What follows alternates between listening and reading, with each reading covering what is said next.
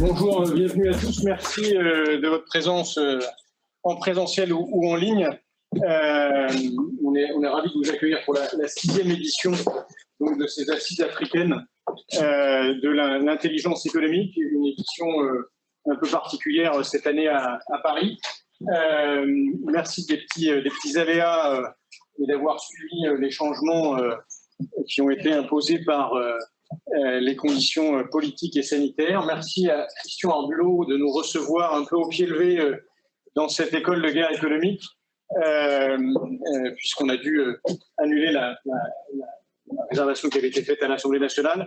On va bouger après, dès cet après-midi, dans une autre salle juste à côté d'ici. On sera encore plus à l'aise. Donc voilà, je laisse tout de suite la parole à Pierre Guédier, maître de conférence à l'Université catholique d'Angers de l'Ouest, qui va nous présenter les intervenants sur cette première table ronde sur l'intelligence économique et la formation en intelligence économique. Très bien. Merci Pierre. Merci François. Je passe au... Voilà. Très bien. Bonjour à tout le monde.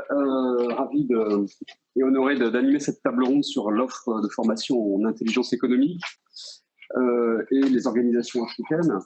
Donc je vais évidemment commencer par, si tout est OK, côté technique, je pense, commencer par présenter nos quatre intervenants. Alors je vais commencer par celui qu'on ne présente pas, on ne présente plus presque, Christian Arbulot, qui est donc directeur de l'école de guerre économique ici à Paris et ailleurs, on en parlera.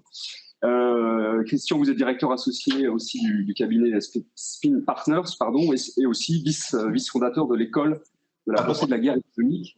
Vous avez aussi, bien sûr, et vous en reparlerez aujourd'hui, beaucoup d'expérience dans le domaine africain, dans divers pays, que ce soit la Tunisie, le Maroc et aussi les pays subsahariens. Ensuite, je pense qu'il est en ligne. Bonjour à Babacar Diallo. Bonjour monsieur. Vous nous entendez? Bonjour. Bonjour. Voilà, je vous présente rapidement. Vous êtes directeur général de l'école panafricaine d'intelligence économique et stratégique de Dakar. Et au titre aussi de votre responsabilité de formateur, tout comme Monsieur Arbulot, vous êtes aussi directeur général du Centre d'études diplomatiques et stratégiques de Dakar.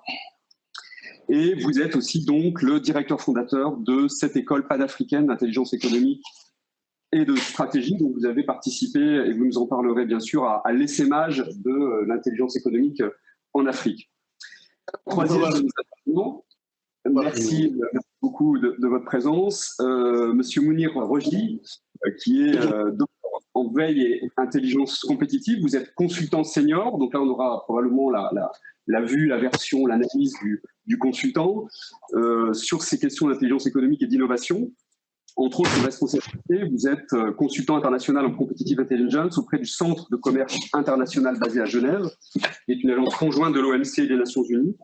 Et en particulier, donc, vous vous intéressez à l'accompagnement des pays émergents et des mises en place de competitive intelligence dans cette zone du monde. Je termine par monsieur Louis-Guillaume Mendia. Vous nous entendez, monsieur? Oui, je vous entends très bien. Très bien, merci beaucoup, bienvenue. Vous êtes senior advisor chez Grand Thornton en Côte d'Ivoire. Vous êtes aussi conseiller consulaire à la Chambre de commerce et d'industrie de Côte d'Ivoire. Et vous illustrerez ici dans ce panel plutôt la vision des entrepreneurs africains autour des questions d'intelligence économique. Voilà, merci encore à vous quatre de nous honorer de votre présence malgré les diverses contraintes dont François a parlé tout à l'heure.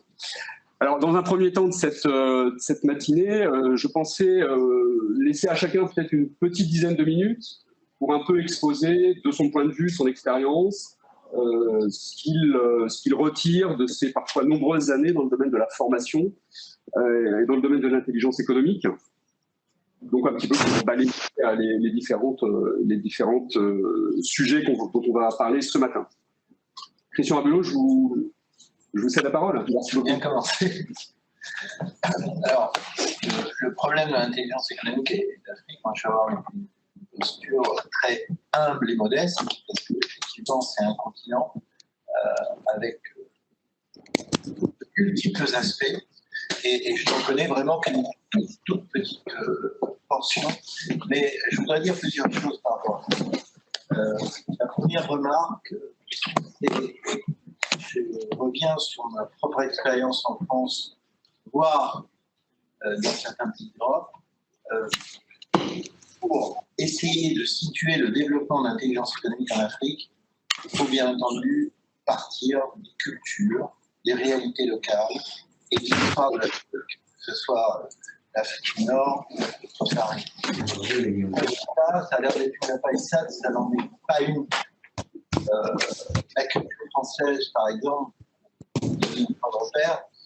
c'est une culture où l'ADN paysan est très très important, même s'il y a de moins en moins d'agriculture dans ce pays. Il y a un ADN paysan, et qu'est-ce que c'est qu'un ADN paysan? C'est tout simplement d'avoir vécu depuis un certain nombre de siècles dans un pays qui a la chance de pouvoir nourrir sa population. Je fais simple, même si c'est de manière inégale, et ça a généré une culture de protection de l'information. C'est le champ qui surveille, c'est le paysan qui surveille sa terre et qui ne veut pas qu'on empiète sur sa terre. Le voisin d'un côté commence à labourer sa propre terre. Ça a l'air d'être une image un peu caricaturale, elle ne l'est absolument pas. La culture française de l'information, elle est fondamentalement axée sur la protection. Et contrairement à la culture allemande, qui pour d'autres raisons est axée sur la projection vers l'extérieur. Donc déjà ça, si je prends cette différence, c'est quelque chose de important pour essayer de comprendre notre cheminement. Moi, ça fait à peu près 30 ans que je travaille sur cette question-là, et je peux vous dire que au niveau français, le cheminement est très lent. Et il est très lent pour une raison simple. Il est difficile de faire comprendre à des personnes qui ont cette espèce d'ADN dans la tête de changer en fait de posture mentale et d'adopter d'autres postures. C'est un défi qui ne peut pas être rapide, qui est inscrit dans le temps. Je peux vous assurer que quand je dis inscrit dans le temps, c'est pas 2 ou 3 décennies. C'est vraiment un temps très long. Et ce que je vous dis, c'est vraiment une vision très réaliste. C'est la condition préliminaire pour arriver à construire.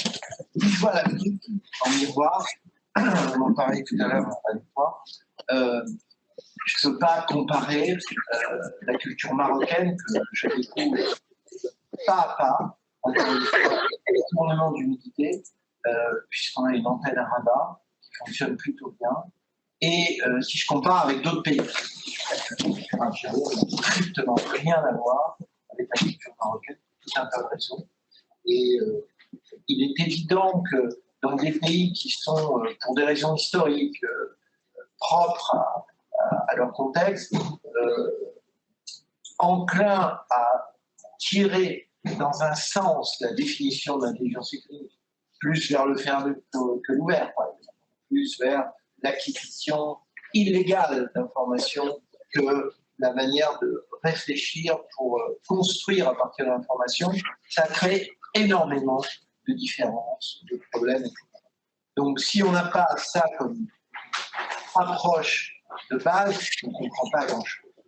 Donc il est évident que pour moi, il est logique de voir qu'un pays comme le Maroc est finalement mieux armé de par sa culture intrinsèque pour intégrer ce qu'est un management ouvert de l'information. 1000 fois mieux armé que l'Algérie, pour tout un tas de raisons. Par exemple. Si je vais du côté de l'Afrique francophone, subsaharienne, il y a aussi, même si j'ai grâce à l'affaire de l'Algérie, j'ai un peu eu entre les mains Sénégal. Vous voulez que c'est la même chose, c'est-à-dire que chaque pays africain, et j'ai envie d'aller beaucoup plus loin dans l'histoire profonde de l'Afrique, les ethnies et leur propre histoire, ça génère des situations très différentes. Et il est impossible de partir du terrain africain simplement à partir de la...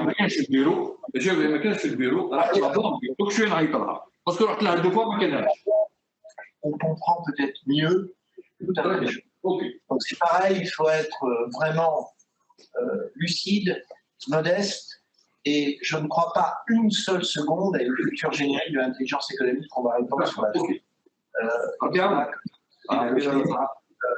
Avec des méthodes, des checklists, dont tout le monde va s'en parler pour en traduire quelque chose de pertinent. Si on veut faire avancer l'intelligence économique dans un pays, quel que soit ce pays, il faut toucher tous ces types de formations. Parce que l'élite aura besoin de l'opérationnel aura besoin de travailler dans un environnement qui sait ce que c'est l'intelligence économique. Et attention, il ne faut pas tomber dans le piège, on fait un séminaire et on définit ce que c'est que l'intelligence économique. Nous sommes en 2021. Il ne faut plus définir ce que c'est que l'intelligence économique. Il faut passer à autre chose. Il faut passer à l'opérationnalité de l'intelligence économique. Parce qu'en Afrique, aujourd'hui, on est dans l'immédiateté. On ne peut plus attendre. Surtout avec la ZLECAMAN, la zone de libre-échange continentale africaine. Ça, c'est un plus pour l'intelligence économique. Mais du coup, on ne peut pas non plus mettre en place des formations ou un accompagnement intelligence économique dans l'urgence. Il y a aussi le rôle des organisations internationales. Par exemple, si je parle du Centre du commerce international, c'est la première agence internationale des Nations Unies qui travaille sur l'intelligence économique. Ça n'existait pas avant. Tout le monde, c'est pour vous dire que de l'élève jusqu'aux organisations internationales, tout le monde aujourd'hui est conscient de cette notion d'intelligence économique et de l'importance pour développer la compétitivité. Mais derrière, il faut coordonner en fait les actions. On a, comme je vous ai dit, il y a des formations de plusieurs types, des prestataires comme Jean-François, les CCI, etc. Mais il faut une coordination. Chacun fait un effort. Les GE fait un excellent travail au Maroc. Et je peux vous dire, je ne fais pas de la publicité. Hein, moi, j'ai aucun contrat publicitaire avec les GE, donc on en parlera tout à l'heure.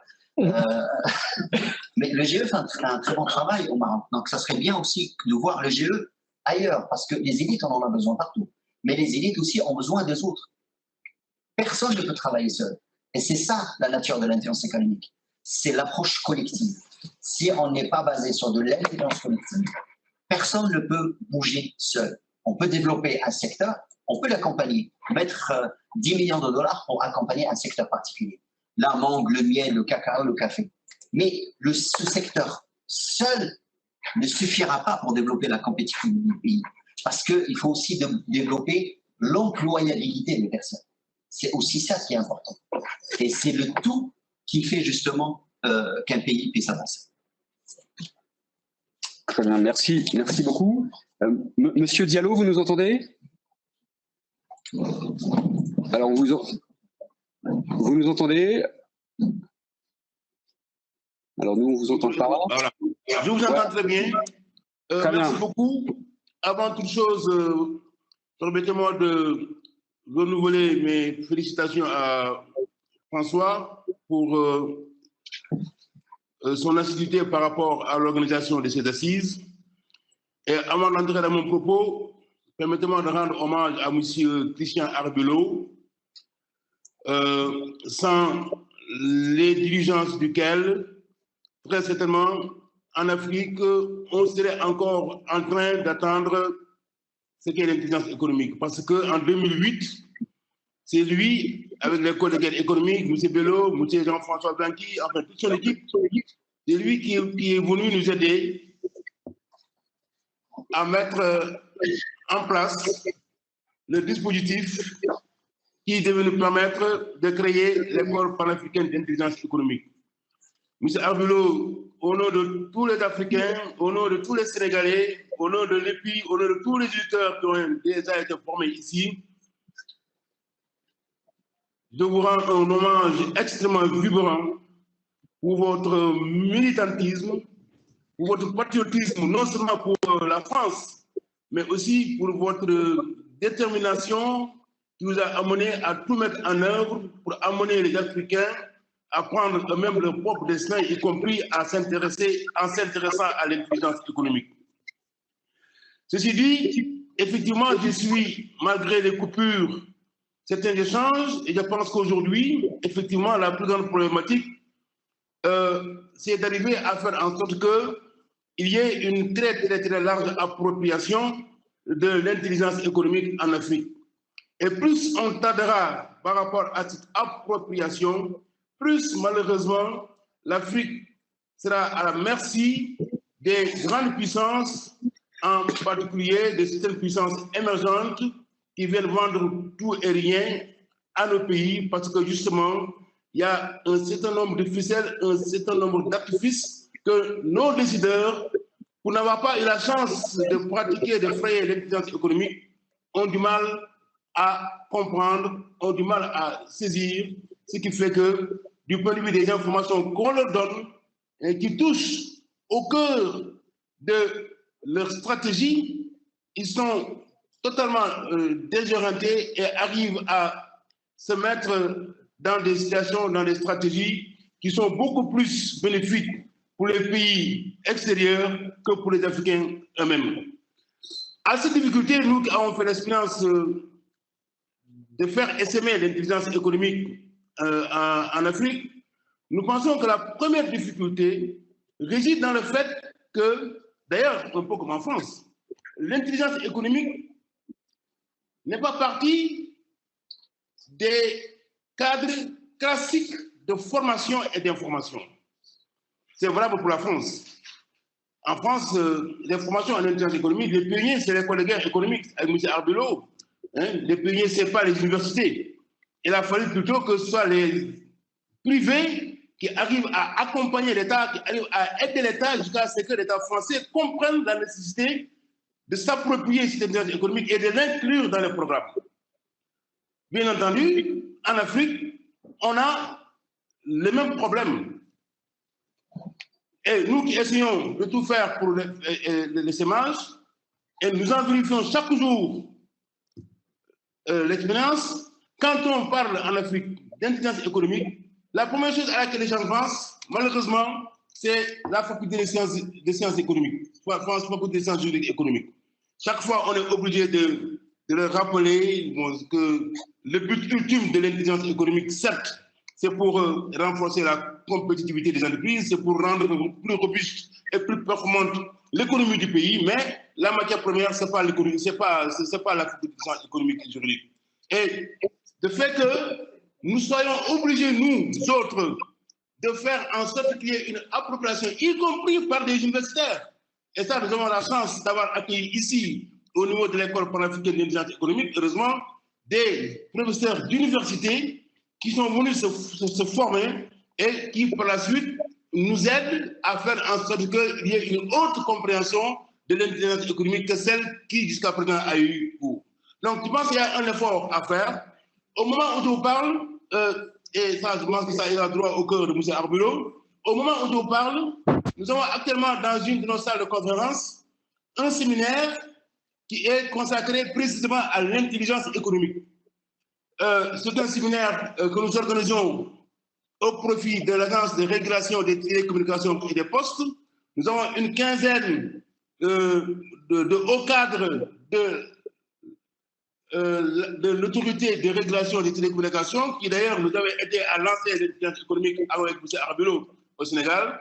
Ils sont là à côté de moi, dans une autre salle, en train de faire leur formation sur une appropriation des fondamentaux de l'intelligence économique, au terme desquels nous devons les aider à mettre en place, au sein de la RTP même, un dispositif d'intelligence économique.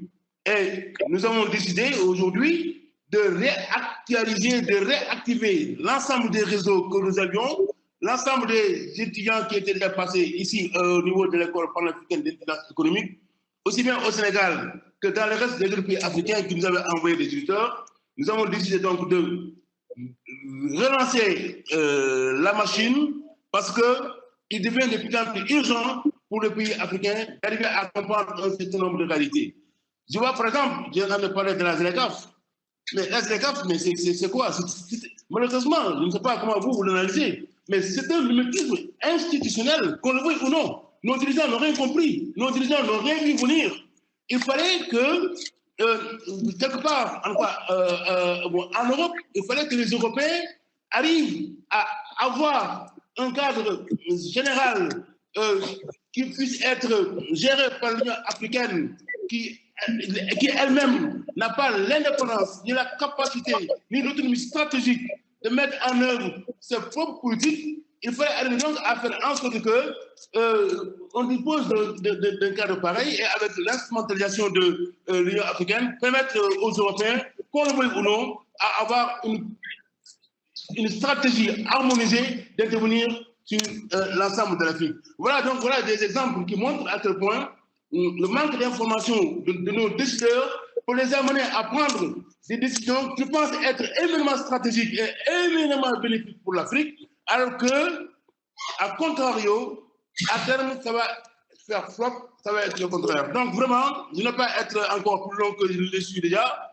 Je continue à saluer, à inviter tous les Africains qui aujourd'hui sont connectés à ces assises-là, à tout mettre en œuvre pour que nous donnions la main les uns les autres, pour que chacun dans notre pays, n'est-ce pas, partant de l'universalité du bien que peut faire l'intelligence économique, arriver à voir comment l'articuler à la spécificité de nos pays, de nos besoins, de nos régions, pour arriver à faire en sorte que l'intelligence économique puisse nous être d'une très grande utilité, d'autant plus que avec le développement de l'intelligence artificielle, avec le développement de l'importance de la data, il devient de plus en plus important que l'ensemble des pays africains comprennent que la principale richesse du monde aujourd'hui, ce n'est plus le gaz ni le pétrole, mais c'est la data, c'est les données, c'est les informations en fait, qui sont chaque jour générées par nos populations et malheureusement dont nos dirigeants ne comprennent pas encore son importance et son utilité. Et on risque, si on ne maîtrise pas tous ces outils qui sont au sein de l'intelligence économique, nous risquons demain de nous retrouver dans une situation de ce que j'appelle la numéricolonisation, qui est une nouvelle forme de colonisation des pays africains à partir de la maîtrise par l'extérieur de tout ce qui est économie numérique. Et j'espère qu'avec ces assises-là, en continuant la conscientisation, on fera en sorte que vous n'y arriverez pas. Je vous remercie de votre attention. Monsieur Diallo, merci beaucoup. Merci. Je passe la parole à Monsieur Ndia. Vous nous entendez? On n'a pas le micro. On ne vous entend pas.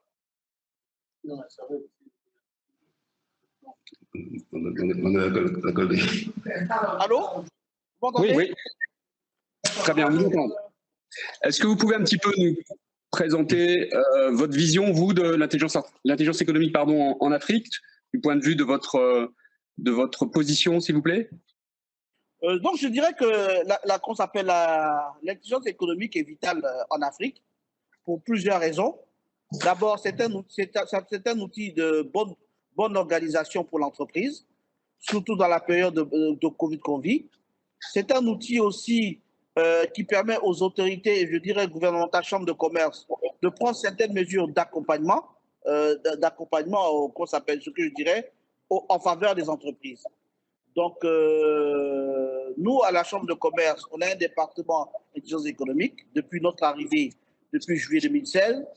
On a pris un peu référence, si vous voulez, sur l'intelligence économique qui était faite dans les pays scandinaves, notamment en Norvège et en Suède, où, après la guerre froide, les sociétés de renseignement et autres ont basculé vers du renseignement économique.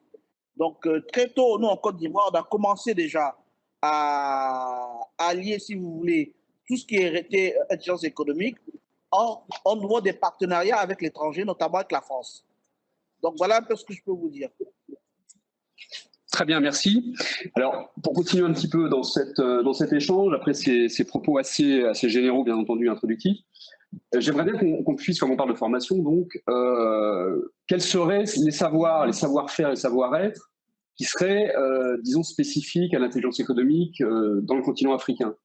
Vous parliez tout à l'heure de 5 Afriques. Alors, est-ce que, par exemple, vous pouvez un petit peu nous définir ces 5 grandes Afriques que vous évoquez, et donc essayer peut-être de manière un peu plus précise de nous définir des savoir-faire, des savoir-être qui seraient nécessaires de développer dans les années, les décennies à venir qui vont arriver? Oui, bien sûr. C'est vrai que j'ai parlé de 5 Afriques. Alors, l'Afrique qui est la plus connue ici, c'est l'Afrique du Nord, hein, bien sûr. Mais plus on s'éloigne de l'Afrique du Nord, moins on connaît ces Afriques-là. Moi, j'ai eu l'opportunité et l'honneur de travailler assez loin. Je suis parti jusqu'au Zimbabwe, mais je n'ai pas sauté le pas pour passer en Afrique du Sud. Et c'est vrai que les approches, alors bien entendu, il y a aussi des influences. Hein. L'influence de l'école française de l'intelligence économique, vous avez l'influence de l'école américaine, si je peux parler ainsi, ou l'école US de l'intelligence économique. Les approches ne sont pas tout à fait les mêmes, mais c'est des approches qui sont pour moi très complémentaires. Pourquoi je vais vous dire ça? Déjà, qu'est-ce qui va différencier déjà ces écoles? À quoi on va reconnaître tout de suite une école française, une école américaine, une école africaine, parce qu'on commence à développer une école africaine d'intelligence économique. Ben, vous savez, l'école française se distingue par l'analyse de l'information. Quand on parle de l'école française d'intelligence économique, c'est-à-dire qu'on pense tout de suite à l'analyse de l'information.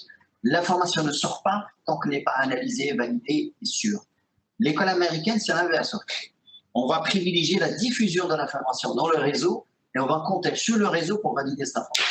Alors attention, je ne suis pas en train de dire que l'école française ne diffuse pas l'information et que l'école américaine n'analyse pas l'information. Mais c'est ça la spécificité qui fait la différence. Et vous remarquez au fait, dans la vie ou dans l'actu, parfois, voilà, les Américains ont très vite une information, ils la diffusent. Par contre, le risque, si un des membres du réseau ne dit pas attention, cette information est fausse, c'est parti. Ça devient une fake news et c'est utilisé. L'avantage de l'approche française, c'est que l'information, elle est analysée avant de sortir. Et c'est historique. Parce que la France, elle a une histoire de recherche scientifique, de recherche médicale. Voilà, Pasteur, Marie Curie. Les Américains, l'histoire de cette diffusion collective, elle est dans le nom même du pays. Les États-Unis d'Amérique, c'est un regroupement de plusieurs États. Et c'est pour ça qu'ils ont gardé cette approche collective. Maintenant, l'approche africaine. L'approche africaine, elle se base beaucoup sur le terrain et sur l'adaptation. En Afrique, on s'adapte très vite. C'est pour ça que moi, je n'aime pas parler de retard. Pour moi, il n'y a pas de retard. Pourquoi je ne parle pas de retard? Parce qu'il y a une adaptation très vite. Mais par contre, il faut accompagner cette adaptation. Cette adaptation, on doit la faire une fois et de manière durable. Ce n'est pas on s'adapte, après ce n'était pas comme ça, on doit se réadapter, finalement, ce n'était pas comme ça. Justement, on a des intelligences économiques qui ont été développées ailleurs, où il y a une avance. C'est clair, c'est une réalité. Hein. D'autres pays ont une avance sur l'Afrique en intelligence économique. Mais justement, il faut apprendre et il ne faut pas faire les mêmes erreurs. Et la spécificité aussi de l'intelligence économique en Afrique, en plus de l'adaptation, c'est la nature de l'information. En Afrique, bien sûr, on va utiliser des sites d'information en ligne, mais la majorité de l'information n'est pas en ligne, en fait. Elle est sur le terrain. Et sur le terrain, il faut aller la chercher, cette information. Il faut aller la chercher, il faut mettre en place des mécanismes pour collecter cette information qui est sur le terrain. Et si on ne va pas la chercher, cette information, on n'en vient pas. Donc, qu'est-ce qu'on fait, par exemple, dans le cas de certains projets? C'est qu'on va former des gens à collecter l'information terrain. Parce que forcément, il faut avoir des mécanismes, j'oserais parler d'automatisme pour collecter l'information. Et la culture orale aussi est très développée en Afrique. On peut mettre en place un système de gestion des connaissances et tout ce que vous voulez. Mais la base de l'information reste aussi orale. Vous avez certaines personnes qui détiennent cette information parce que c'est le chef du village, parce que ceci, parce que cela. Alors, ce que je dis n'est pas réducteur. Hein. Je ne suis pas en train de vous dire que l'Afrique, c'est un ensemble de villages. L'Afrique, vous avez des zones qui sont pour moi vraiment développées. Ça a dépassé pour moi la partie émergente. Mais c'est juste des zones, ce n'est pas tout le pays. Et donc, c'est ça, l'intelligence économique, elle doit toucher tous ces niveaux. Ce n'est pas la même approche que je vais avoir avec une grande entreprise qui va exporter du pétrole, avec un groupement professionnel qui travaille dans le cacao, avec un groupement professionnel qui travaille dans l'anacarde, la noix de cajou, comme avec, ça ne sera pas la même approche que j'aurai avec des agriculteurs qui travaillent la terre directement. Parce que l'intelligence économique, c'est toute la chaîne de valeur qu'il faut prendre. Hein. Ce n'est pas juste l'exportateur ou juste le producteur ou juste l'entreprise. Il faut partir départ jusqu'à la fin.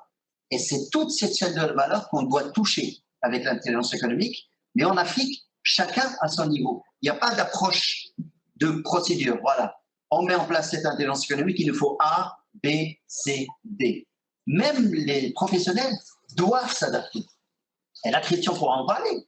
Il y a certaines choses, je suis sûr qu'ils ont dû adapter pour ces marchés.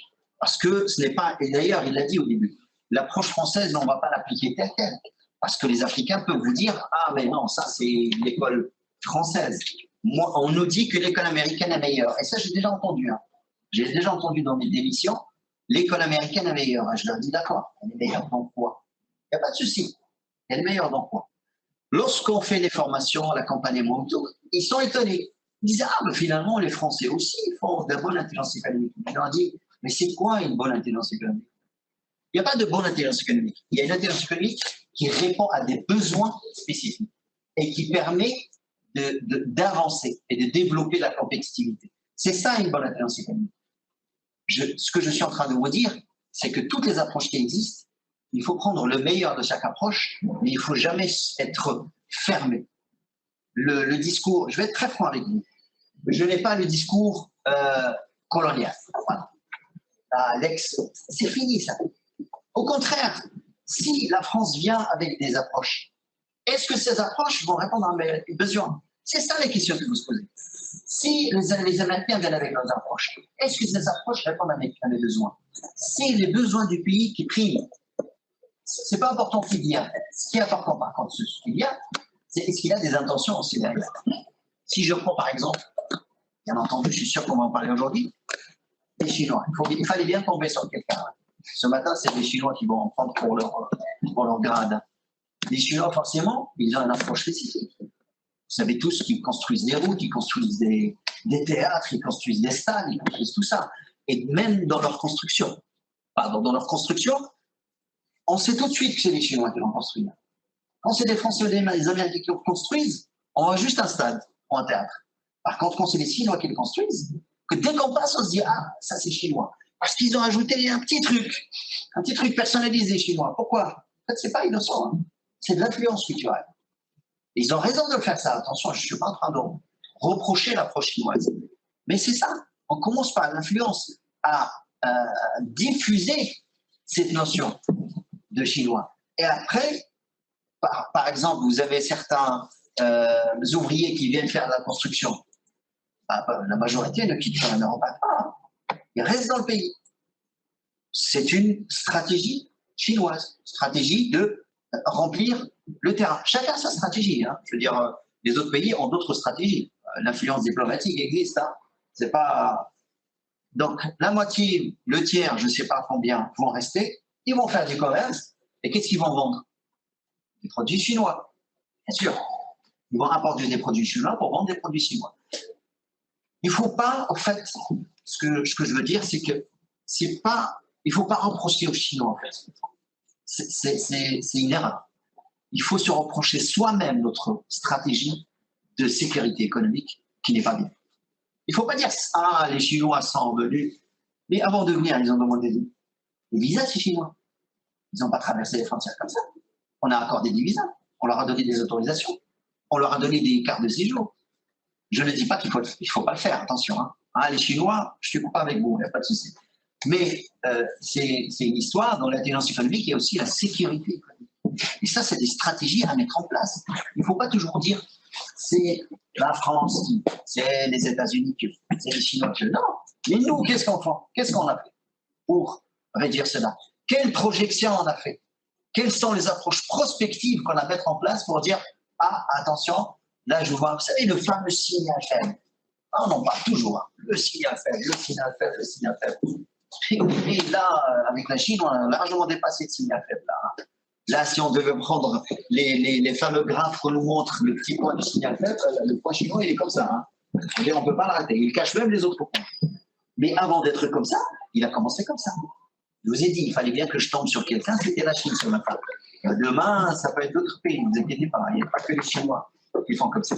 Voilà, donc l'approche intelligence économique en Afrique doit s'adapter aux besoins de ces 5 Afriques, parce que certains Afriques ont une approche anglophone dans le business, d'autres une approche francophone dans le business. Mais justement, qu'est-ce qui est intéressant? Est-ce que je ne peux pas faire un mix? Et du coup, on se retrouve, les parties anglophones travaillent entre elles, les parties francophones travaillent entre elles. Il y a très peu d'échanges, alors que je peux vous dire que les échanges seraient tellement riches qu'on n'en a même pas idée. On a développé la ZLECA. Super, c'est bien. On a signé la ZLECA. Et qu'est-ce qu'on fait? Qu'est-ce qu'on fait? On se rend compte que c'est plus les pays anglophones qui exportent dans les pays francophones. La ZLECA, c'est pas ça. La ZLECA, ça s'appelle zone de libre-échange. C'est comme si on considérait que les pays africains francophones ne développaient rien ou ne produisaient rien. C'est pas possible. Eux aussi ils produisent. Mais pourquoi il n'y a pas de l'autre côté? Et là encore, on revient sur ce pouvoir d'influence économique de l'intelligence économique. On doit mettre en place une intelligence économique qui répond à mes besoins, qui répond à mes demandes, qui est centrée sur le développement de la compétitivité de mon pays. C'est comme ça, hein. Ce n'est pas une approche en autarcie ou quoi que ce soit. C'est comme ça que ça fonctionne.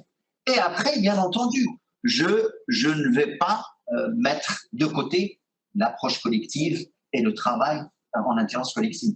La ZLECA, c'est un groupe. L'Union européenne, chaque pays travaille pour développer sa compétitivité.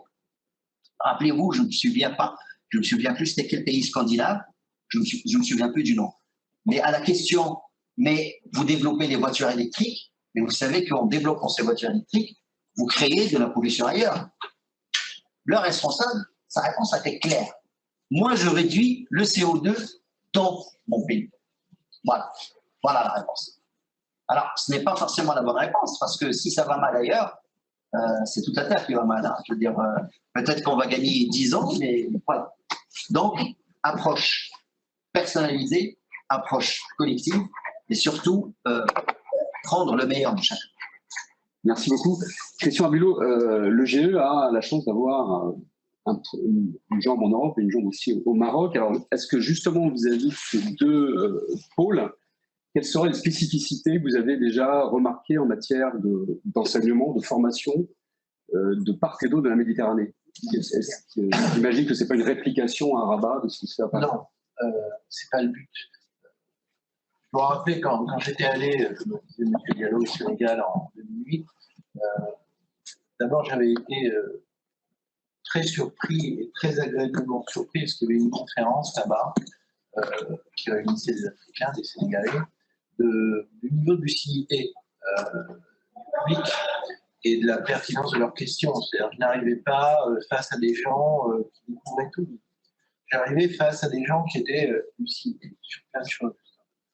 Et je ne voulais pas rentrer, j'avais dit à l'époque, comme je dis exactement la même chose à nos interlocuteurs marocains, c'est pas reconfigurer la Franc-Afrique telle qu'on la désigne, etc.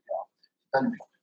Le but, c'est effectivement de permettre à ce continent de s'approprier une culture qui doit effectivement, comme tu l'as dit, prendre appui sur différentes autres cultures. Donc on n'est surtout pas dans un schéma monoculturel. Et cette réappropriation, elle doit être très attentive à l'évolution du monde. Je donne un exemple, si je reviens sur la France, vous avez bien compris qu'avec la Covid-19 ou la Covid-19, on a redécouvert un mot qui était quand même assez bien connu au XIXe siècle, mais on l'a perdu de vue à la fin du XIXe siècle, c'est le mot dépendance. Dépendre de quelque chose. Et la redécouverte de ce mot, qui peut sembler parfois assez cruel d'ailleurs, regardez le problème que la France a eu par rapport au masque, par rapport au test, par rapport à tout un tas de choses, interpelle pour l'instant un certain nombre d'individus dans ce pays sur la finalité de ce. Et finalité stratégique, ça veut dire en 2021, qu'est-ce que ça veut dire aborder stratégiquement la question de la dépendance, dépendre de l'extérieur, pour telle raison. Très modestement et très simplement, si je faisais un état des lieux du savoir-faire académique en France sur la question de l'indépendance, bah, vous verrez qu'il est extrêmement pauvre. Extrêmement pauvre. Je parle de la France. Je pourrais dire exactement la même chose si je faisais un état des lieux de la production de connaissances académiques sur un autre versant, on parlait de sécurité économique, sur la prédation économique. Extrêmement pauvre aussi. Alors, c'est pas un hasard si j'utilise ces deux mots, et si je prends, bien entendu, le continent africain à témoin. Dépendance, prédation. Je pense que ces deux mots ne sont pas tout à fait anodins sur le continent africain. Donc, je vous le répète, en France, ces deux mots-là, on en a perdu complètement le sens, l'importance, l'ordre de grandeur et la réalité vis-à-vis du futur. Donc, je vous interpelle sur le fait qu'un pays comme la France, qui a une culture de, je veux dire, d'une trentaine d'années dans le domaine de l'intelligence économique, il lui a été très difficile d'admettre au plus haut niveau de l'État que ces deux mots-là vont devenir un véritable problème. Et que le monde académique en France n'a toujours pas réagi sur l'importance de ces deux mots. Ça reste encore un traitement anecdotique. Or, pour moi, bien entendu, c'est tout sauf anecdotique. Donc je vous dis ça, pourquoi je vous dis ça? Parce que ça complète ce qu'est de dire, c'est-à-dire que le continent africain va affronter, et déjà affronte, des problèmes équivalents aux nôtres. Et avec toutes les déclinaisons, hein, j'écoutais un écologiste belge qui vend debout sur le maintien de l'équipement nucléaire en Belgique, et qui disait qu'il faut fabriquer des centrales à gaz, et c'est pas très grave si on pollue, parce que les autres autour polluent moins. Sur quelle planète on est? Donc, on ne peut pas continuer comme ça. Vous voyez, on ne peut pas vendre des rêves, vendre de l'hypocrisie, vendre des rentes de situation.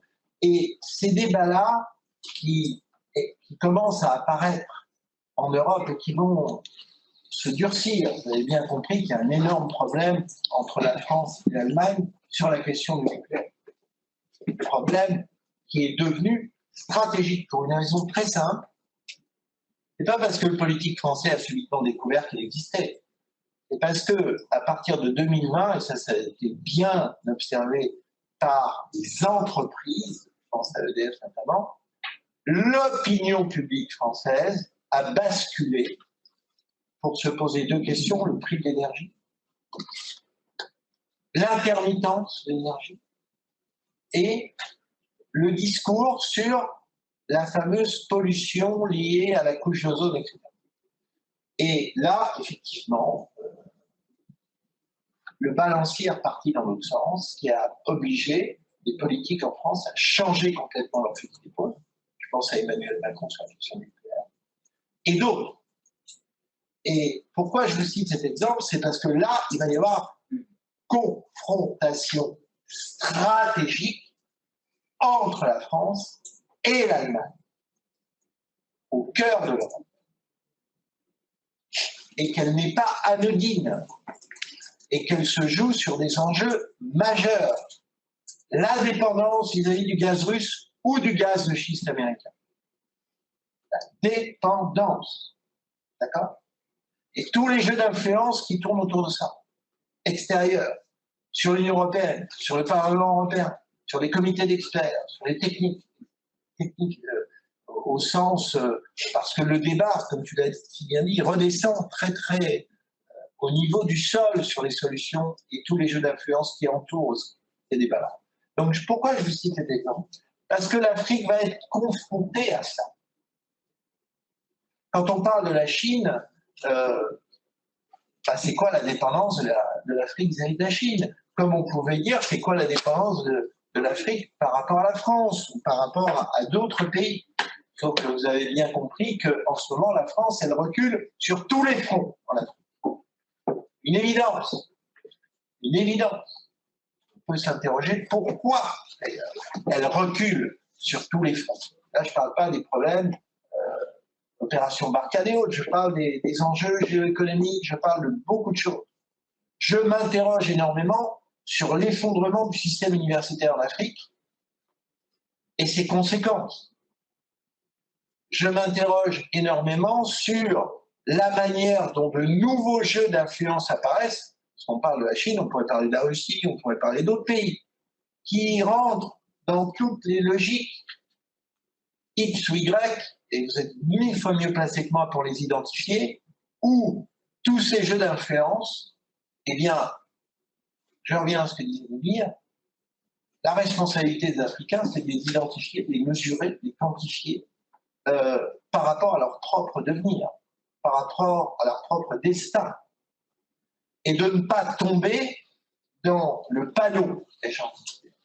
Pas tomber dans le panneau, c'est-à-dire s'écarter des enjeux majeurs et prioritaires des pays africains. Quand on a commencé des expériences au Sénégal avec M. Diallo, les premières choses sur lesquelles on a travaillé, c'était la pêche, l'agriculture, c'était des choses très très concrètes sur le Sénégal, en essayant de comparer par rapport à d'autres pays, etc. Donc, effectivement, la seule voie que l'Afrique peut emprunter pour être réaliste par rapport à tout ça, c'est pas seulement de se réapproprier l'intelligence économique, c'est de se réapproprier son propre destin de développement. Et ça, c'est un enjeu mais majeur. Et là, c'est vraiment la responsabilité même des Africains. Et je mesure la taille de l'enjeu. Parce que les jeux d'influence sont ultra puissants. Si les Africains disent déjà, c'est l'exemple, l'intelligence économique américaine est meilleure que l'intelligence économique française, déjà en disant ça, c'est pas anodin comme réflexion.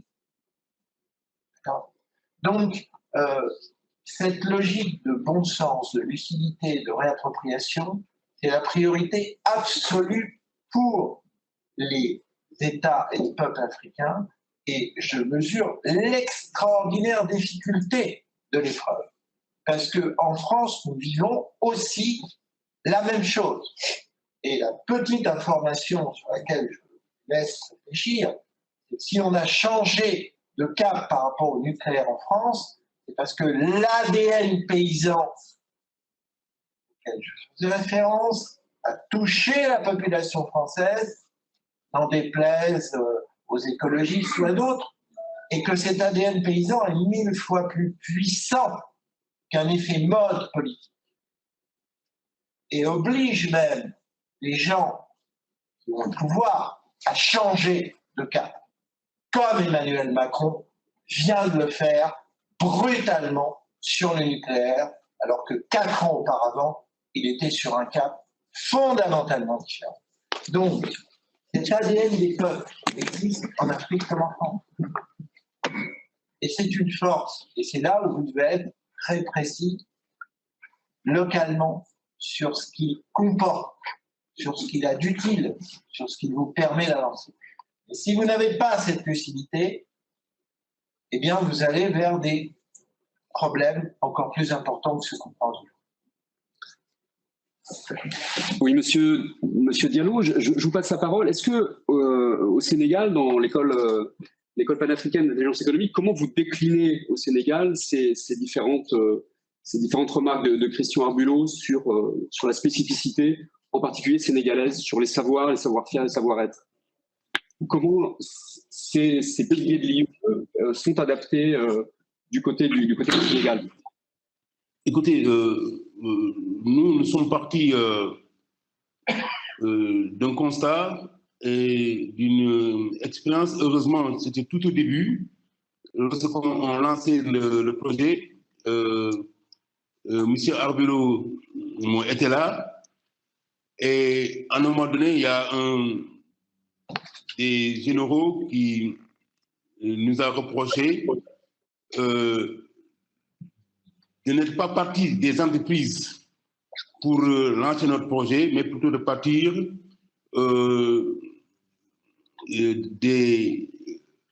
des décideurs de l'État, puisque nous, nous sommes partis des instances stratégiques de l'État du Sénégal pour introduire l'intelligence économique en Afrique, notamment au Sénégal, parce que nous sommes partis de l'idée que si jamais on passait par les privés, on allait rencontrer les mêmes difficultés auxquelles les Français avaient été confrontés, d'une part, et d'autre part, on s'est dit que il n'était pas une bonne chose que c'est la même qui ont en charge de la régulation, soit les derniers à comprendre ce que c'est que l'intelligence économique. On est parti de ça, et sur la base là, nous avons, après avoir lancé notre projet, nous sommes appuyés sur le programme de l'école de guerre économique en les adaptant, parce que, ça je ne le cache pas, nous avons écouté attentivement ce que les conseils que nous donnait M. Arbulot, en essayant de mettre l'accent sur un certain nombre de problématiques concrètes auxquelles on était confrontés, les questions agricoles, les questions de tourisme, etc. Quoi. On est parti de ces considérations-là pour davantage intéresser les personnes. Et après, nous avons, sur la base des besoins qui nous étaient propres,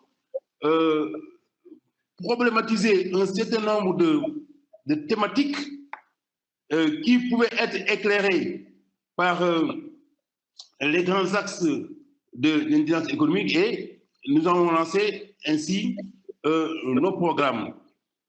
Bon, en continuant toujours à mettre l'accent, encore une fois, sur les décideurs, les personnes qui décident, et petit à petit en nous ouvrant vers le niveau inférieur. Ce qui nous a valu d'ailleurs, il y a de cela, c'était en 2016 ou 2017, depuis 2017 d'ailleurs, l'école panafricaine d'intelligence économique se trouve être le seul organisme dont les programmes sont agréés par le ministère de l'Enseignement supérieur.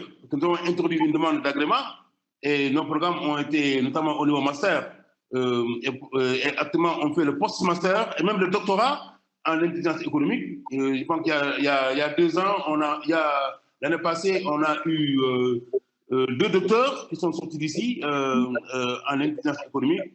Et cette année, on a des inscriptions dans ce sens. Donc, la grande problématique, la grande vérité, c'est que au niveau des instances sous-régionales et régionales africaines, quelles que soient les volontés de vouloir mettre en place quelque chose, malheureusement, on se heurte toujours aux difficultés de compréhension des principaux décideurs pour aider à mettre en place des dispositifs qui auraient pu utilement les accompagner. Je pense que je parle sous le contrôle de Jean-François Bello, qui récemment s'est rendu au niveau de l'IOMOA, de l'Union économique et monétaire de l'Ouest africain, où des efforts considérables sont mis en œuvre pour essayer de faire en sorte qu'il y ait une large appropriation qui permettra des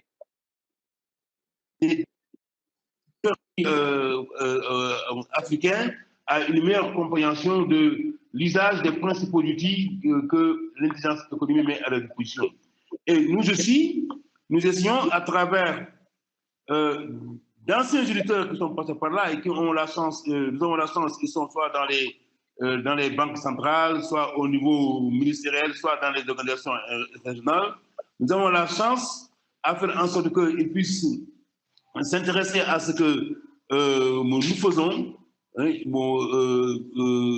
ici, mais ce n'est pas suffisant. Je pense que l'important aujourd'hui, et c'est ce que nous sommes en train de faire au niveau de Dakar Sciences Po, parce que nous avons réussi à créer un nouvel établissement de sciences politiques, mais qui est ouvert au niveau master et licence, où nous allons faire européens, en particulier en France, où nous allons décliner les référentiels qui vont s'adresser aux personnes qui sont en licence et pour que déjà, dès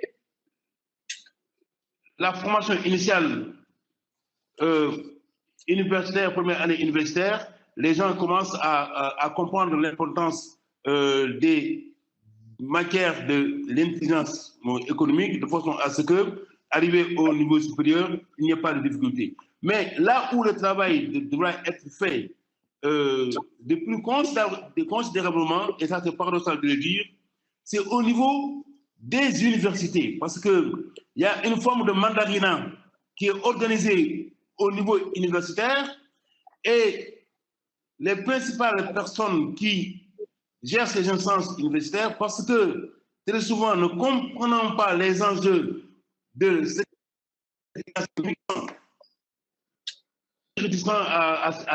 à s'y intéresser, parce que précisément, il ne peut pas contrôler les tenants et les aboutissants. Donc c'est à ce niveau-là qu'il y a un effort considérable qui doit être fait, effort qui partira nécessairement de notre volonté de faire en sorte que, au niveau des principales instances de décision académiques, notamment ministères et autres, on arrive à leur faire comprendre l'urgence de mettre dans les programmes de formation au niveau du Sénégal, encore là où nous sommes, les grandes thématiques d'intelligence économique et essayer de voir au niveau de l'IOMOA, qui gère un point très important de la formation, comment arriver à les sensibiliser pour qu'ils puissent intervenir, pour que dans nos programmes de formation, l'intelligence économique occupe la place qui doit être, la sienne. Moi, je pense que c'est la seule formule. Et après l'intelligence économique, bien entendu, il faudra passer à d'autres thématiques non moins importantes qui, un jour, vont nous aider. C'est pourquoi je suis très content de savoir qu'au niveau de la Côte d'Ivoire, par exemple, la Chambre de commerce de Côte d'Ivoire s'intéresse à ces questions-là. Au niveau du Sénégal aussi, mais il faudrait que nous puissions arriver aussi là à faire comprendre aux chambres de commerce, aux chambres consulaires, que l'intelligence économique, ce n'est pas seulement la veille. Aussi, dans les entreprises, dans la plupart du temps, dans les entreprises, quand vous parlez d'intelligence économique, ils n'en retiennent qu'un aspect, l'aspect veille. Et nous le disons que la veille est un des outils de l'intelligence économique, mais ce n'est pas l'intelligence économique. Il y a beaucoup d'autres aspects qu'il est important que vous arriviez à vous approprier. Hein. Et ça aussi, ça fait partie des blocages, mais je suis persuadé qu'à force de conjuguer nos efforts, nous allons pouvoir y arriver. Et c'est pourquoi je lance un appel à M. Arbulot, notamment parce que nous comptons beaucoup sur son expérience, l'expérience des collègues économiques. Actuellement, nous avons à côté, dans la salle à côté dont je vous parlais, nous avons qui est secrétaire général de la présidence de la République, qui est aujourd'hui un jeune formateur. Il est actuellement en face, là, en sa phase pédagogique, avec nos éditeurs. Donc, comme vous l'avez fait au départ, M. Arbulot, en 2008, de continuer à nous aider pour que nous puissions restaurer ce partenariat-là. Justement, pour donner aux générations de s'intéresser à ce moment. Voilà ce que je veux dire. Je vous remercie infiniment. Merci. Justement, vous tendiez la perche d'une certaine manière à M. Ndia tout à l'heure. Alors, M. Ndia, vous nous entendez bien? C'est bon? Oui, je vous entends bien. Eh bien, justement, alors, de votre point de vue du côté des entreprises, justement, notamment ivoiriennes, mais quelles seraient les attentes des entreprises en matière de compétences et de savoir-faire, de savoir-être des personnes formées en intelligence économique en Afrique? Quelle spécificité, qu'est-ce qui serait utile aujourd'hui pour les entreprises africaines? Aujourd'hui, l'intelligence économique, aujourd'hui, la formation passe, je voudrais aussi indirectement, par une formation d'organisation et de stratégie aujourd'hui. Parce qu'on peut parler aujourd'hui en Afrique, notamment en Côte d'Ivoire, d'intelligence économique, sans parler d'organisation et de stratégie. Donc aujourd'hui, je dirais que surtout depuis la post-Covid, c'est une approche essentielle pour pouvoir développer les entreprises. Aujourd'hui, par exemple, avec l'intelligence économique, on est en train de développer des solutions digitales pour de bonnes gouvernances. Et en rentrant dans ces avec des partenaires, bien sûr, notamment bien sûr, la Chambre de commerce, le Fonds de garantie, BPI France avec lequel on travaille, l'agence bancaire ivoirienne, l'agence des banques ivoiriennes, pour permettre ces outils de digital des entreprises, ces outils digitales. Parce qu'en étant dans la digitalisation, indirectement, on rentre dans le monde de l'intelligence économique. Ouais. Allô? Oui, je vous entends. Allô? Vous m'entendez? Oui, très bien. OK. Peut-être. Allô? Oui, bon, François, c'est bon. Vous m'entendez? Très bien, oui. On vous entend. Hein. Alors,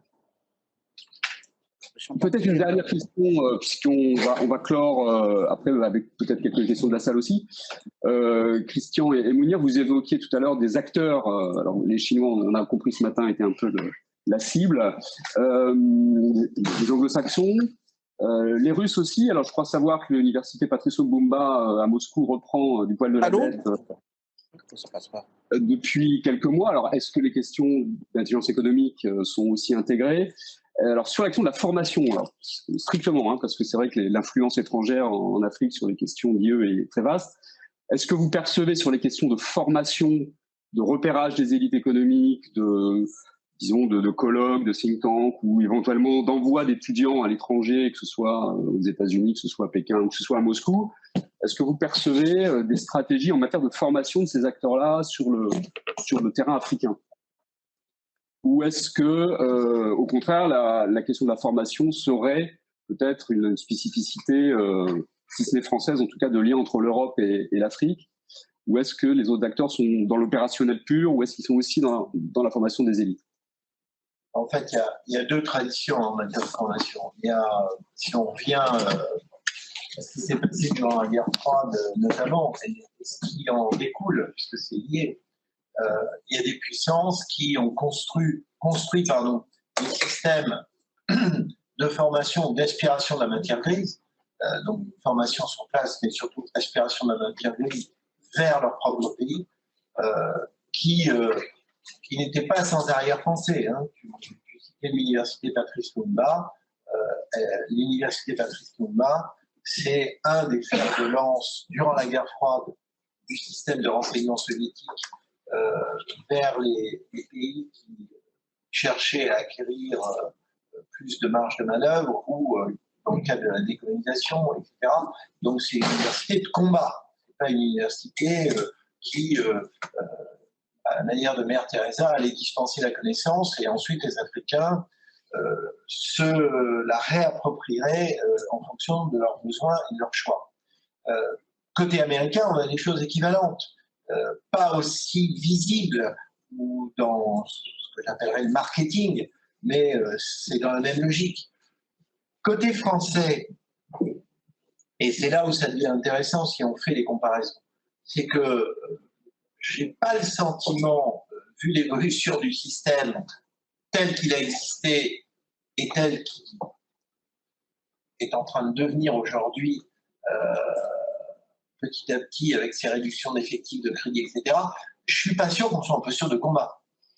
Alors, je pense qu'on est plus dans un héritage du passé avec un maintien de quelques entités, mais je ne vois absolument pas la politique d'accroissement de puissance par l'éducation telle qu'elle existe en Russie, telle qu'elle existe en Chine, telle qu'elle existe aux États-Unis, voire éventuellement en Grande-Bretagne. En France, ce n'est pas le cas. C'est-à-dire un des problèmes de la France, c'est qu'elle gère une politique des chrysanthèmes de l'éducation. C'est dur de le dire comme ça, mais je ne le vois pas autrement. Donc, il faut être réaliste. Alors, par rapport à ça, si je reviens à l'Afrique, l'Afrique, elle doit être très lucide pour évaluer ce qu'on lui offre et ce qu'on lui prend en même temps quand on lui offre quelque chose sur le plan éducatif. C'est vraiment le défi. Et Diallo parlait tout à l'heure de l'enjeu des data.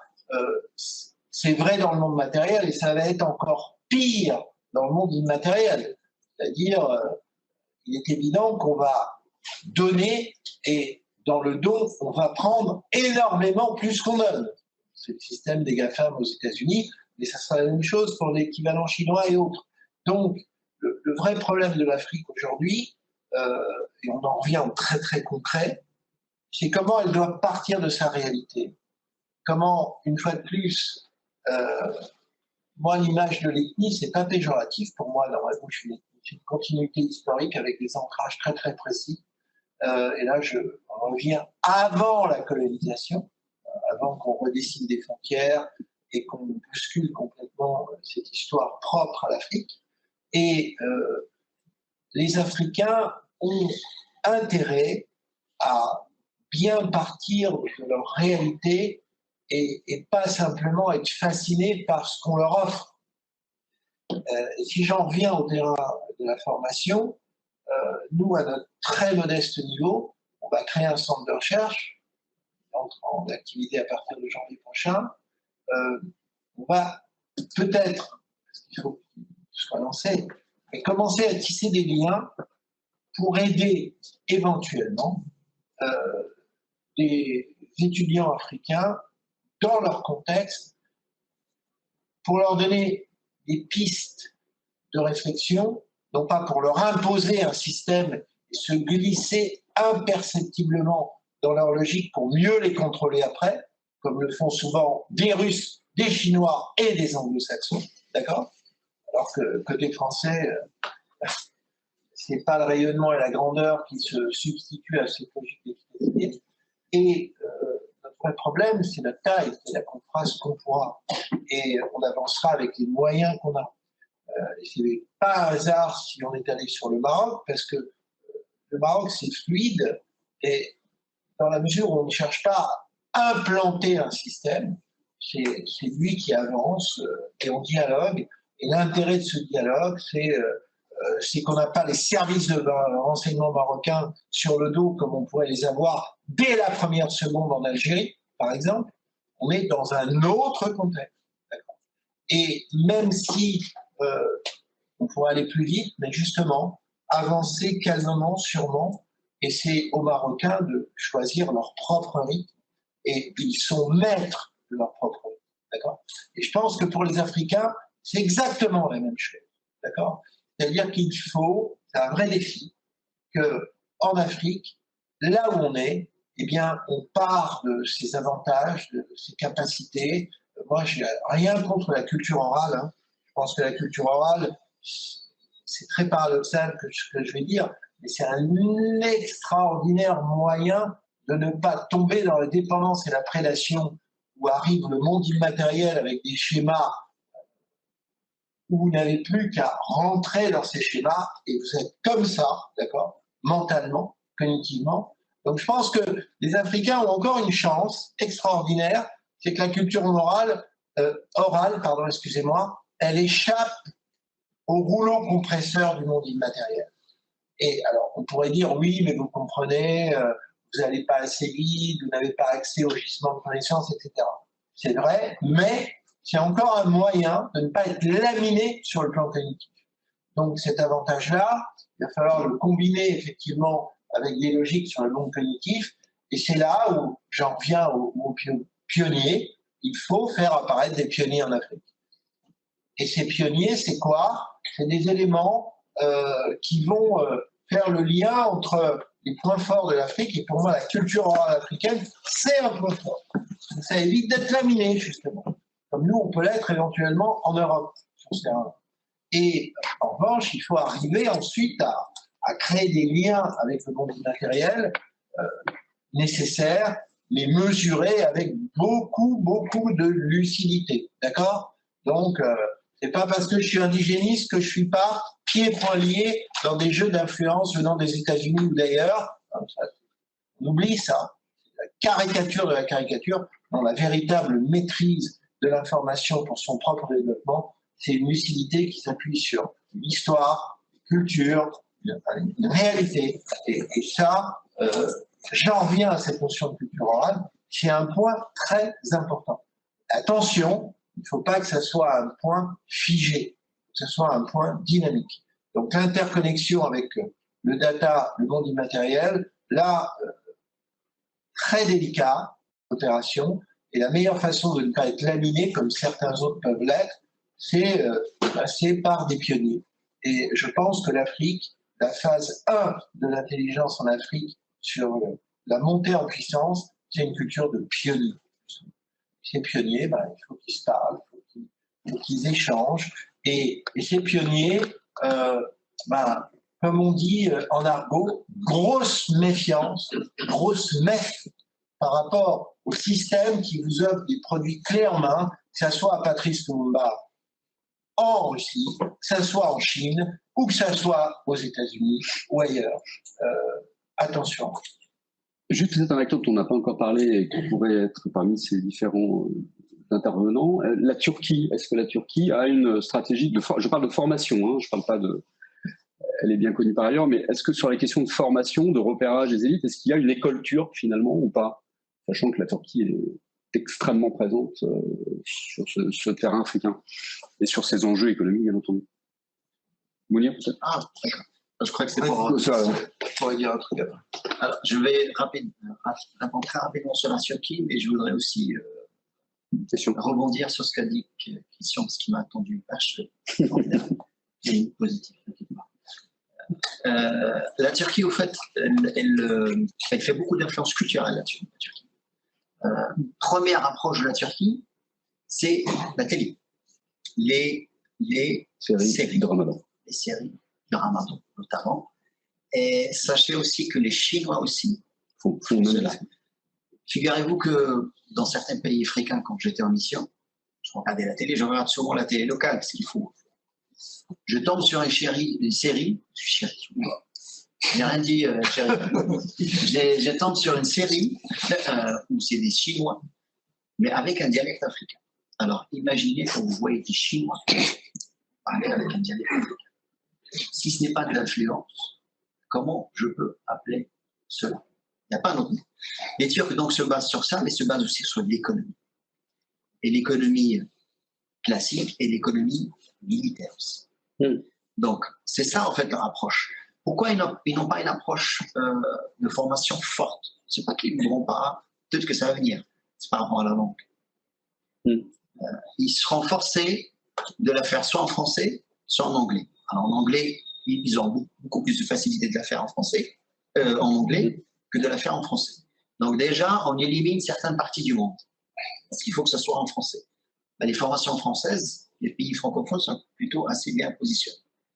Donc eux, ils attaquent d'abord le commerce, les échanges commerciaux, les délégations qui voyagent de part et d'autre, des signatures de contrats, l'influence culturelle, mais je pense qu'un jour ou l'autre, la formation viendra. Pour rebondir ce qu'a dit Christian, en fait, il faut prendre la formation comme du soft power. La formation est un soft power. Je prends le GE, l'école de guerre économique qui s'est installée au Maroc. Qu'est-ce qu'on va dire au Maroc? C'est une école française qui est venue. C'est vrai, il n'y a pas de souci. Mais il ne faut pas faire cette erreur de s'arrêter à la nationalité de ceux qui sont venus. Il faut aller voir qu'est-ce qu'ils ont fait. Par exemple, le GE au Maroc, tu as des intervenants marocains. Il n'y a pas que des Français, il y a aussi des intervenants marocains. C'est normal qu'il y ait des Français, c'est le GE quand même. Je veux dire, après, il faut garder certaines logiques. Après, au-delà de cela, les mauvaises langues vont dire non, ils ont ajouté des Marocains pour qu'ils soient mieux camouflés. D'accord. Il faut voir le contenu. Si cette formation en influence économique me permet de surveiller, d'analyser, de protéger et d'influencer. C'est-à-dire qu'on me donne les moyens de m'émanciper. Ben, si on me donne les moyens de m'émanciper dans l'absolu, peu importe la nationalité. Par contre, si je remarque que tout est fait pour justement rester dans le sillage français, là on va se dire, ah, attention. Et en faisant comme ça, en donnant les moyens de s'émanciper, en fait, le GE aura réussi sa mission de soft power. Pourquoi? Parce qu'il va donner une bonne image à la France. Puisque le GE est français. À la limite, c'est ça l'objectif. C'est de donner une bonne image à la France. Et du coup, on a commencé à influencer. Mais c'est ce que j'appelle moi l'influence positive. Il y a l'autre sens aussi. On peut envoyer les pays africains, envoient leurs citoyens, leurs concitoyens. Je ne vais pas forcément parler d'élite, parce que bon, on envoie tout le monde en formation.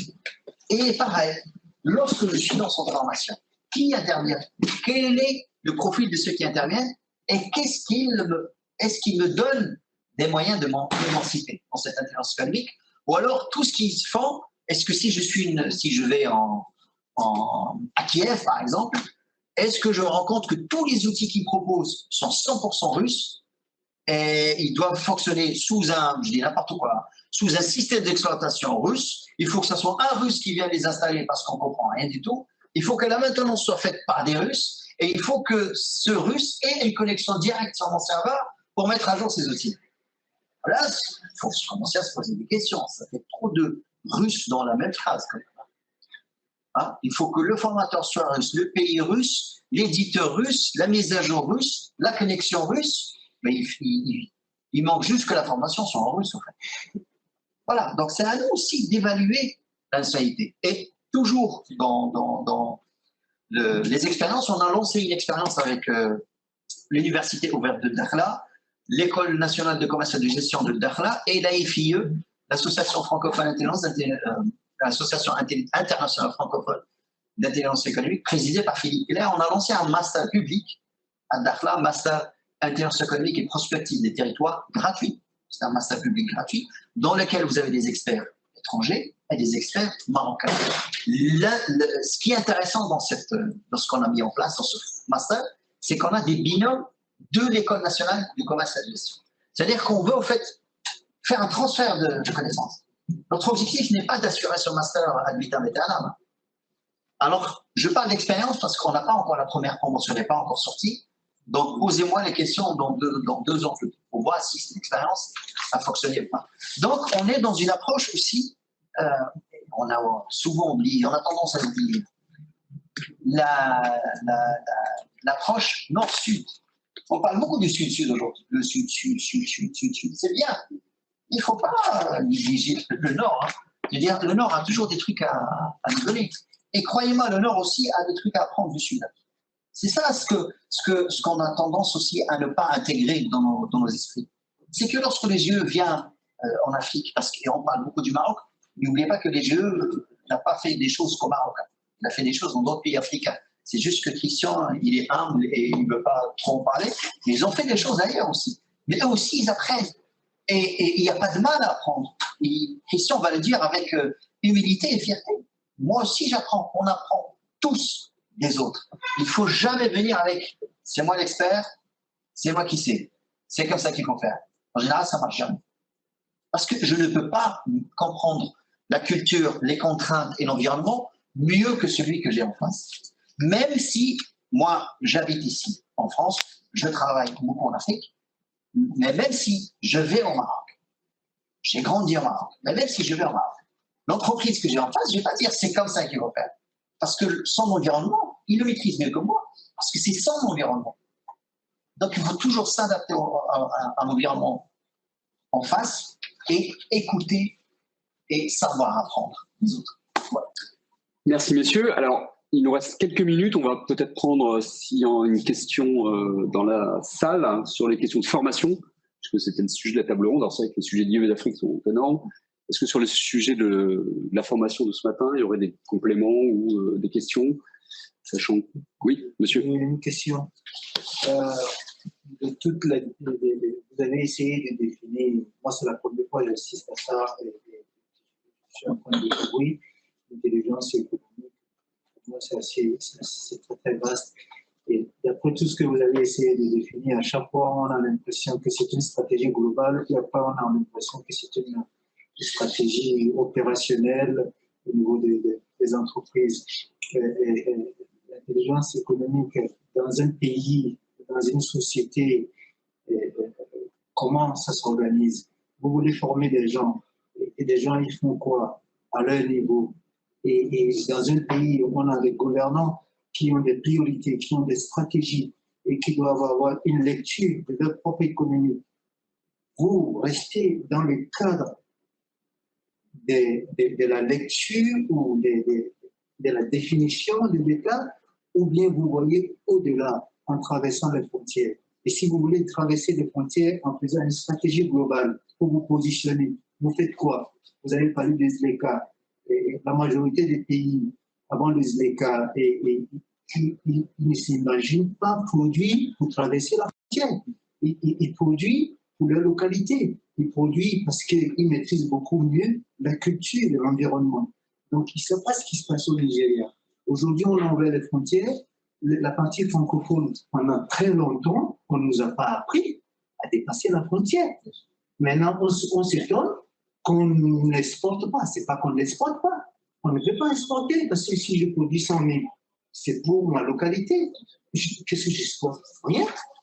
Donc, ce n'est pas qu'on ne peut pas exporter, c'est pas parce qu'on n'a pas investi déjà pour pouvoir payer plus. Maintenant, l'information qu'on donne, comment on la fait? Est-ce qu'on forme les gens à apprendre le cadre défini par l'État ou on les forme pour dépasser le cadre économique? L'intelligence économique, c'est opérationnel, mais c'est dans une stratégie globale. Si c'est dans une stratégie globale, ce n'est pas nous, c'est le gouvernement. C'est à eux qu'il faut parler pour que le dessin soit clair pour nous, pour qu'on s'y retrouve. Donc, il y a une complexité là qu'on n'arrive pas. Ce qui fait que chacun fait son truc par rapport à son intelligence économique de la situation, puis après, c'est éparse. Tout ça n'est pas cohérent. Même M. Diallo, quand il a parlé tout à l'heure, ce n'est pas cohérent. Il sait très bien qu'il y a des difficultés. Dès le lendemain, les Chinois, ils arrivent. Ils donnent une tendance. Même il y a dans l'économie, et tu te dis qu'il y a de l'argent à prendre. Qu'est-ce que j'ai fait avec ma société? On veut gagner de l'argent, on veut survivre. Il y a un problème de survie. La société, la culture chez nous, c'est pas pareil qu'ici. Donc, c'est beaucoup plus complexe. Moi, je veux savoir, c'est global? C'est petit ou qu'est-ce qu'on fait? Il y a les deux aspects, en fait. C'est-à-dire que l'aspect global, si je reprends l'exemple du nucléaire en France et les enjeux énergétiques, c'est obligatoirement décidé à un niveau d'État. Vous voyez les conséquences qu'il y a derrière ça, les interférences avec tel ou tel débat international, réunion internationale, etc. Donc, effectivement, il y a un niveau où ça doit être pris au niveau global.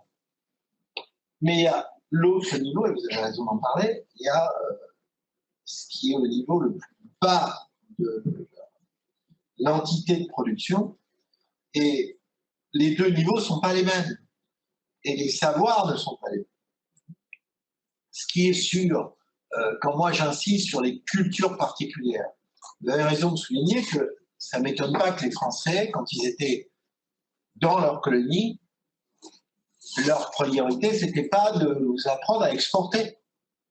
Puisque le modèle même français, tel qu'il fonctionnait en France, n'était pas orienté vers des logiques de conquête commerciale au sens de l'enseignement donné à tout Français qui allait dans l'enseignement supérieur. C'était pas ça. C'était un enseignement très intramuros France, avec une représentation du monde très introvertie. Et même quand la France a créé un empire colonial à partir de la fin du XIXe siècle, la population française était très loin de tout ce qui était l'empire colonial. Donc ça ne m'étonne pas que ça soit passé ainsi. Bon, maintenant, il faut évoluer. Maintenant, il faut évoluer, et il est évident que on commence enfin en France à se rendre compte au niveau du local dont vous parlez qu'il ne faut pas tout attendre du haut. Moi, je suis impliqué dans un collectif qui s'appelle Reconstruire, qui est né à Belfort. J'ai joué un peu un rôle d'aiguillon. C'était avec des syndicalistes. Sauf qu'on ne parle pas de revendication salariale. On parle de comment créer une activité à partir d'un terrain local sans forcément faire appel au capital étranger.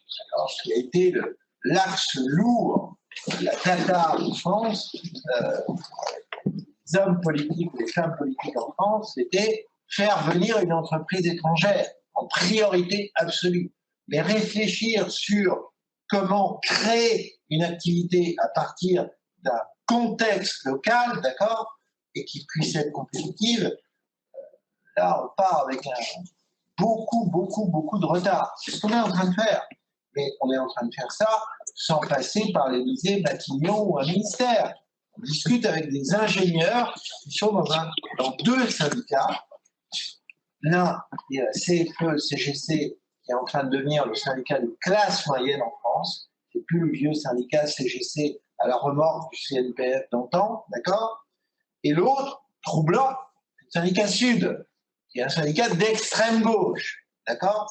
Et où on a des ingénieurs qui débranchent les fils de l'idéologie pour aller sur des logiques de construction territoriale, et avec des recettes qui ne sont pas les recettes du NPA ou de je ne sais quelle partie d'extrême gauche en France, pour discuter. Donc, vous voyez, et on commence à créer un réseau, et à créer un réseau d'échange d'informations. Et l'échange d'informations, ce n'est pas pour déstabiliser le patronat, c'est pour trouver des éléments identifiables pour construire de l'activité sur zone locale. Donc là, je vous donne typiquement un exemple qui n'a rien à voir avec le pouvoir politique central, qui n'a rien à voir avec le fonctionnement parlementaire, d'accord? Qui n'a rien à voir avec les ministères, qui est un exemple de la société civile, et très différent des ONG dont vous entendez parler en Afrique. C'est pas non plus ce milieu-là. Donc, pourquoi je vous donne cet exemple?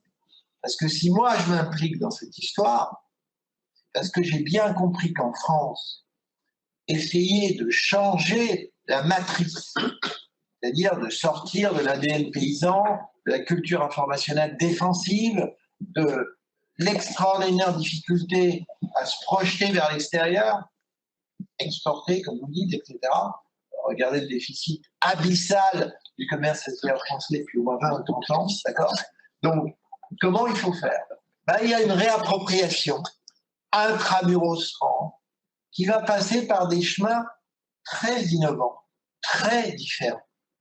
Eh bien, la micro-expérience qui a lieu en France en ce moment, celle que je vous décris, j'ose imaginer qu'en Afrique, on peut être aussi créatif en fonction des contextes. Je pense que c'est possible. Là, je vous donne un exemple très, très, très concret. Hors des chemins et des sentiers battus habituels. D'accord. Merci beaucoup à nos intervenants, qu'on peut applaudir, je pense, pour ce matin. Merci Christian, Mounir, merci en ligne Louis-Guillaume et Socrate. Merci également Pierre pour cette animation. On avait quelques remarques en ligne.